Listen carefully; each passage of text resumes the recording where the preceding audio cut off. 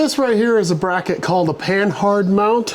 It's angled out to make my drag link, not my drag link, my track bar, also known as the panhard bar, as long as my steering link. And I never finished welded it. I just tacked it in 4 places. So that's what I need to do right now before this thing moves again or anything.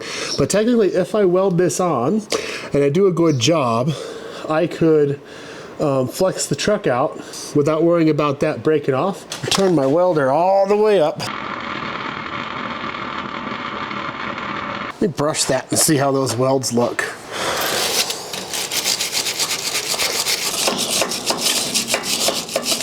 Looks good for a weld I did.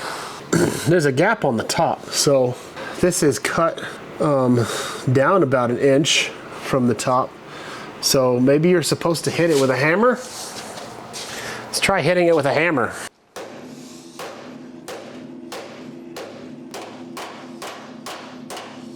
That's much better. I think that's what you're supposed to do.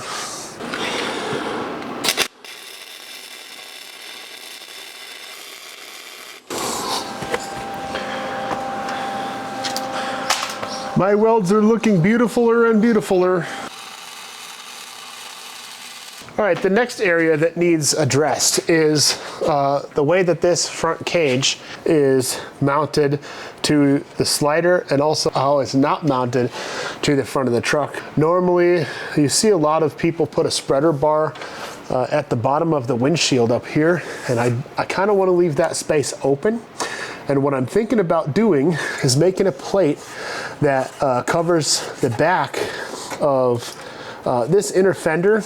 This right here is sort of kind of structural and helps support the spring mount for the Jeep XJs and MJs. And so because it's structural, I could probably tie into it by putting welding a plate behind this and then welding this tube to the plate. So I made this template that fits right behind this tube.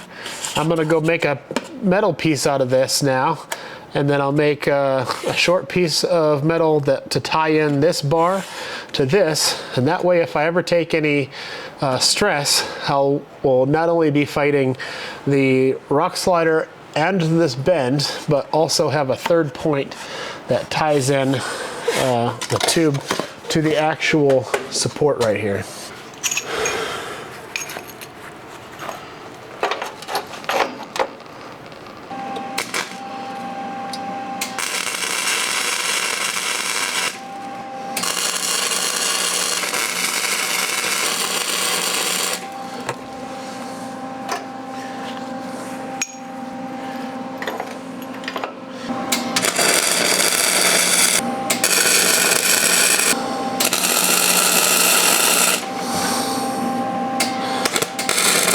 Bracket tie-ins,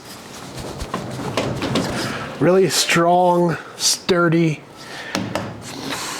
I've welded these tie-ins at a 45 degree so that it's going to help motion in this way, which is the most important, and then also still have equal strength when I hit on the side of the Jeep.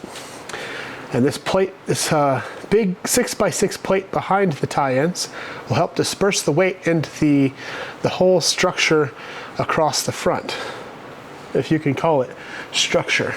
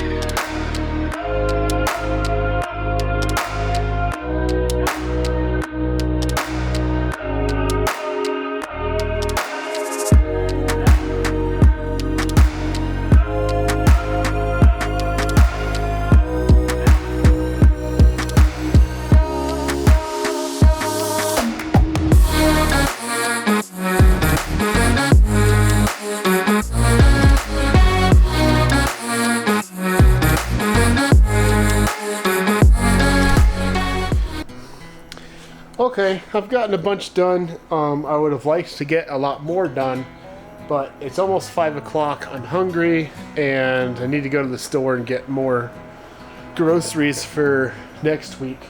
But now that I've welded that panhard bar, I would kind of like to see how much flex I can get with just the stuff that I have around, using my Badlands off-road jack, some chunks of wood, maybe a jack stand. I don't know, but kind of excited about it. I haven't done it yet, and I just want to see how much this thing will do.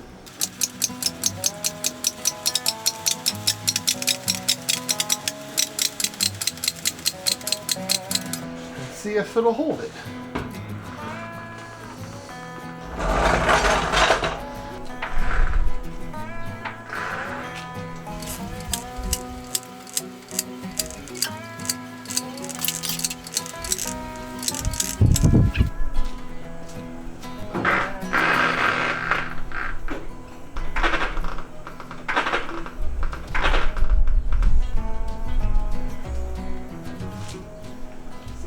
We are to this fender now.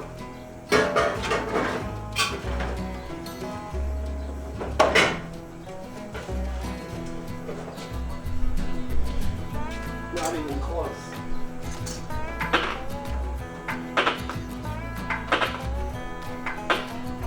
So it flexes. I suppose if you added the gap under that tire plus the gap under that tire, you could add it together and figure out how much total travel you have.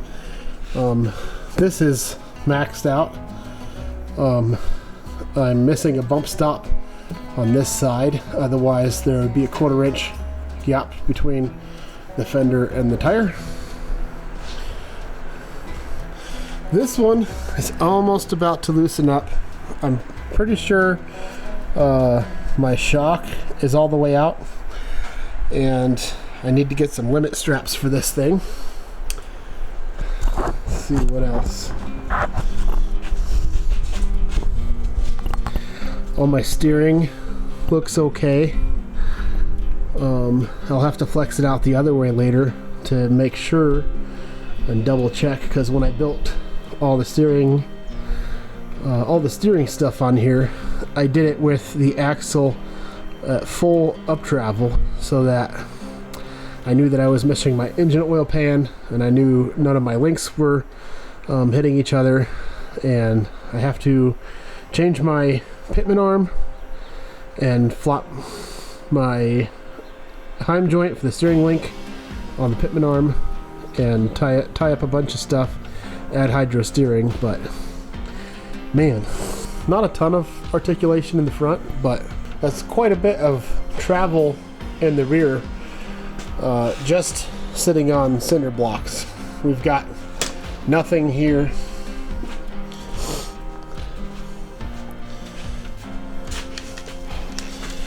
And 19 here. So as far as articulation is concerned, 9.5 inches up on one side, 9.5 inches down on the other. I mean, that's pretty good. That'll do some crawling. These bricks are 8 inches tall. I know because I know. So they're stacked too high. That's 16 inches right there off the ground. Plus this, which is an additional 16 inches. So if we did an RTI ramp, that would be, anyone care to math, 32 inches. Not that impressive, of course, but this is being built as a trail truck, and I think that's pretty dang impressive for a trail truck. Of course, you have to realize it's 100% not perfect, but I like it.